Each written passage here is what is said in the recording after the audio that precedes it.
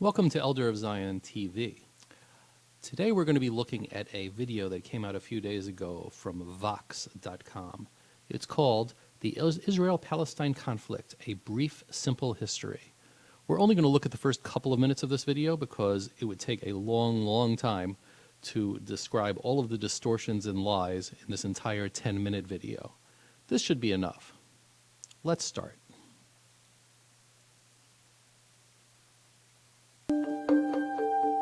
One of the biggest myths about the Israel-Palestine conflict is that it's been going on for centuries, all about ancient religious hatreds.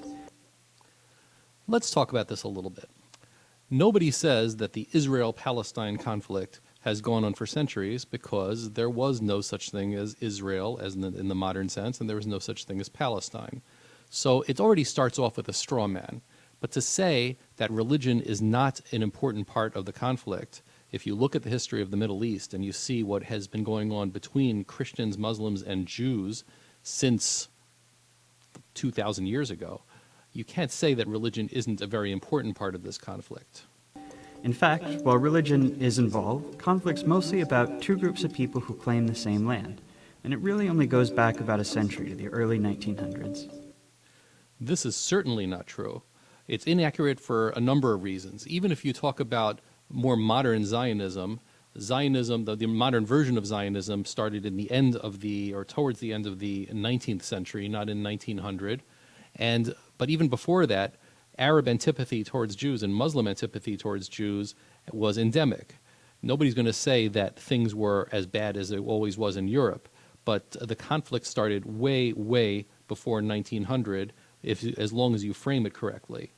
This video is trying very hard to frame things to start in 1900 because when they do it that way, they make it look like Jews really didn't exist in any serious numbers or that they weren't an important part of the Middle East before 1900 and that most of the Jews that came from Europe. That's really the subtext of this video. Around then, the region along the eastern Mediterranean we now call Israel-Palestine, been under Ottoman rule for centuries, was religiously diverse, including mostly Muslims and Christians, also a small number of Jews who lived generally in peace. Again, generally in peace compared to Jews that were under pogroms in Europe, but there were plenty of incidents, and it goes a little bit beyond that. The only reason there was relative peace is because the Jews were forced to live as second-class citizens, and they had no choice in the matter. As long as they didn't try to be uppity, as long as they didn't try to act as equals, the Muslims were okay with them. This is not exactly what peace is supposed to look like. It is not exactly what equal rights is supposed to look like. It was changing in two important ways. First, more people in the region were developing a sense of being not just ethnic Arabs, but Palestinians, a distinct national identity. This is as much of a lie as you can come up with. There was no Palestinian identity at all. There was an Arab identity. The countries were divided up, as the video says a little bit later, into Jordan and Syria and Lebanon, etc. The Arabs themselves consider themselves all just to be Arabs. There is, a tiny Palestinian national movement in the 19-teens. It did not amount to much whatsoever. Even the major leaders that later became known as Palestinian leaders wanted Palestine to be part of southern Syria as a much greater empire of, essentially an Arab empire. To say that there was Palestinian identity and there was Palestinian nationalism in, starting around the year 1900 is nothing short of a lie. At the same time, not so far away in Europe, more Jews were joining a movement called Zionism, which said that Judaism was not just a religion, but a nationality, one that deserved a nation of its own. Two problems with this. Actually, there's a lot of problems with this. One of them is that, again, Vox is trying to make it sound like, the Zionists were nothing but Europeans. Secondly, they're saying that Zionism is trying to say that Judaism is not only a religion. It's not true. Everybody at the time, if you look at the books from the 19th century or from the 18th century, everybody, Christians, everybody understood, and Jews of course as well, that Judaism, the Jews are more than just a religion, that they are a nation, the Hebrew nation. Just Google it in Google books from the 19th century. Everybody understood that Jews were a nation. And everybody understood where the Jewish nation is supposed to be in, of course, the ancient land of Israel and Judah. This, the way that they're framing it over here is, and not only that, they're making it sound like Arab nationalism predated Zionism, which is because they mentioned this fake Palestinian nationalism first. This is just as deceptive as it gets. And after centuries of persecution, many believed a Jewish state was their only way of safety and saw their historic homeland in the Middle East as their best hope for establishing it. In the first decades of the 20th century, tens of thousands of European Jews moved there. There were always Jews moving to Israel. It's not only a 19th century and 20th century phenomenon. Jews always have been trying to move back to Israel. Israel has always been central to Jewish life, central to Jewish philosophy, central to the prayers. This, of course, is not anything that Vox wants to talk about because they don't want to make it look like Jews have such ancient ties to the land. But that is essential. The framing of that is what's essential. After World War I, the Ottoman Empire collapsed, and British and French empires carved up the Middle East, the British taking control of a region it called the British Mandate for Palestine. First of all, I'm not sure why the map isn't showing the actual part of the British Mandate of Palestine. Secondly, the original British Mandate of Palestine included what was called Transjordan. They're not showing that over here. The video does not mention the Balfour Declaration, which is also essential thing to understand. Britain promised Palestine to the Jews, to be a homeland for the Jews. And that was what it was meant to be. It was not meant to be divided up. It was not meant to be an Arab state. There were other Arab states, and Jordan was really meant to be the Arab state, or Transjordan as it was called at the time.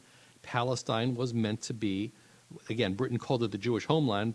Jews accepted that as meaning it's going to become a state. And immediately, the Jews that lived there started building what was to become a state. At first, the British allowed Jewish immigration. But as more Jews arrived, settling into farming communities, tension between Jews and Arabs grew. Both sides committed acts of violence, and by the 1930s, the British began limiting Jewish immigration.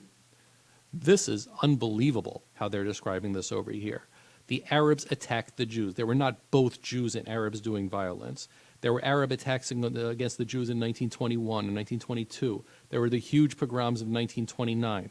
There was a gigantic uprising against both the Jews and the British in the 1930s, starting in 1936. The Jews only started to defend themselves after years and years of these Arab attacks. The way Vox is making it sound is like, oh, both sides were fighting and both sides were doing atrocities. No, the Haganah was set up as purely a defense organization, as they're about to talk about right now. But it was over here, the way that they're describing this is ridiculous. The Arabs attacked the Jews, period. Immigration. In response, Jewish militias formed to fight both the local Arabs and to resist British rule. The fact that the British stopped immigration ended up being very important because later on they're going to briefly mention the Holocaust. And of course, if Britain didn't cave to Arab demands of stopping Jewish immigration, millions of Jews could have been saved. But the Arabs complained and they whined and they said, oh, we don't want these Jews over here. And the British, instead of sticking to their promise of making it a Jewish homeland, they decided, oh, these Arabs they're causing us problems. We don't want to have these sort of problems. We're going to cave to their demands. It's the exact same thing that we see today. Then came the Holocaust, leading many more Jews to flee Europe for British Palestine and galvanizing much of the world in support of a Jewish state. It is true that there was sympathy after the Holocaust. The world certainly didn't have sympathy for the Jews before the Holocaust because the Jews tried very hard to find a place to go. But yes, the world understood that Israel is the obvious and the clear and obvious place for Jews to live. That is, that was obvious and that was clear. That had to be done. And but they're trying to make it sound like, oh, it's only because of sympathy that there was that the Jews were trying to move there anyway. No. The Jews were building all the institutions already. Since the Balfour Declaration, all of the state institutions that essentially the Jews were working and had effectively autonomy along themselves and were ready to be able to do to create their own state even before the Holocaust. In 1947, as sectarian violence between Jews and Arabs there grew, the United Nations approved a plan to divide British Palestine into two separate states, one for Jews, Israel, and one for Arabs, Palestine. Again, they were going to divide it into two states. This is true. That was the UN proposal, which was a little bit different than the similar proposal that was also done in the 1930s, the Peel Commission. The Jews accepted that one too. The Jews just wanted independence. They wanted a state. The Arabs did not want independence. They did not want to have an independent Palestinian state. As I mentioned, originally they wanted Palestine to be part of Syria. What the Arabs wanted was to get rid of the Jewish state. This is the other essential fact that is not ever told about in these histories because they try to make things sound so even-handed. The Jews had claims, the Arabs had claims. No, the Jews wanted to live, the Arabs didn't want the Jews to live. That's not exactly an equal claim.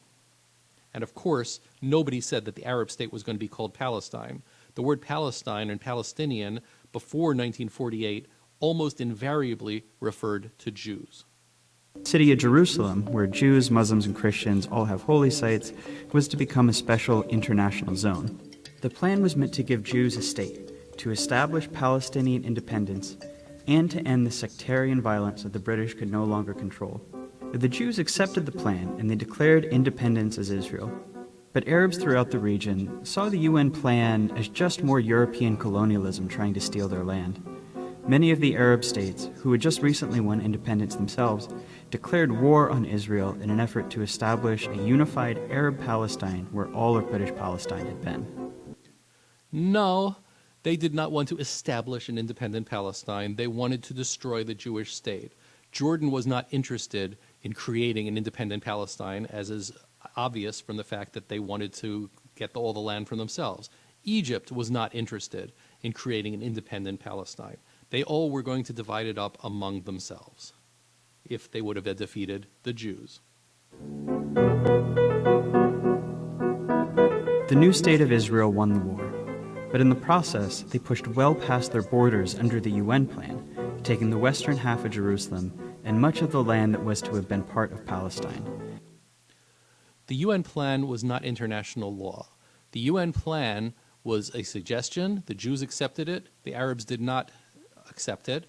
The borders were meaningless because they had no legal validity whatsoever. The armistice lines that ended up after the war is where the Jews happened to end up, managing to survive. They had to go on the offensive because when they were with the original borders, as they tried, the Arabs there was no way. There was just being slaughtered.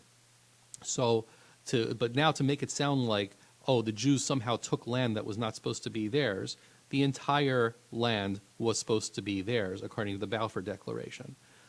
Keep that in mind. This is, the way they're trying to make it sound is that somehow there was these land-grabbing Jews were taking over more land than what they were supposed to do.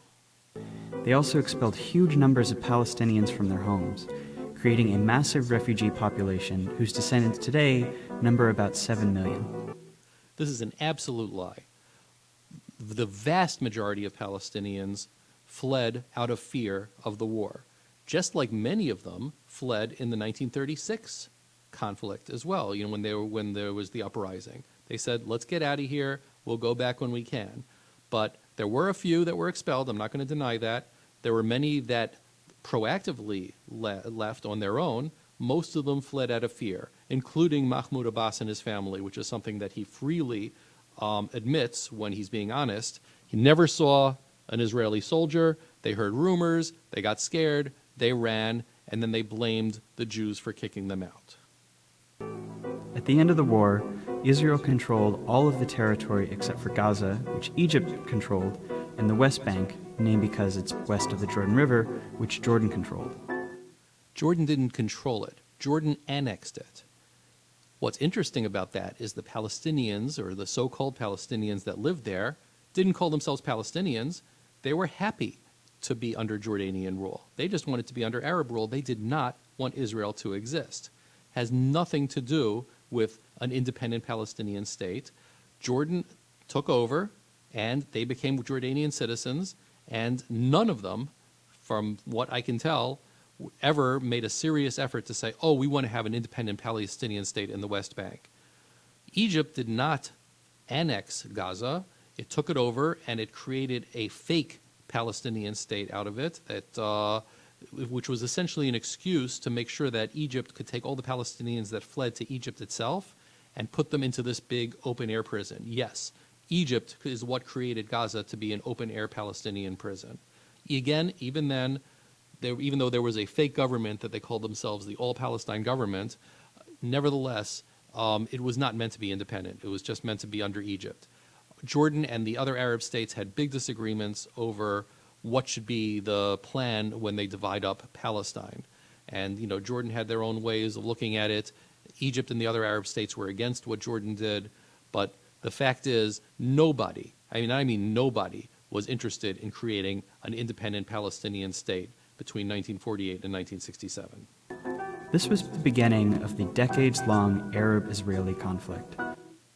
No, it wasn't. If you want to call it Arab-Israeli, yes, since nobody called it Israel before 1948, you can say that was the beginning. But obviously it wasn't the beginning. The beginning of the conflict is Jews wanting equal rights. And the Arabs, whether they're Muslims or the Christians, did not want that to happen. During this period, many Jews in Arab-majority countries fled or were expelled, arriving in Israel. Then something happened that transformed the conflict. In 1967, Israel and the neighboring Arab states fought another war. That's an amazing jump from 1948 to 1967. The video says nothing about the terror attacks that happened against Jews in the meanwhile. It didn't talk about the other attacks from Arab nations against Israel, which were fairly constant. All of a sudden it's just, oh, there's a war. It didn't talk about, the Arab threats against Israel, which were, again, never ended. It didn't talk about the rise of Nasser as, again, a harbinger to a new pan-Arab nation that would be strong enough to be able to fight Israel. This video is just filled with deceptions. It's filled with lies. And most of all, it's filled with omissions that completely take away the context of how things really should be. That's the end of part one. Thank you very much.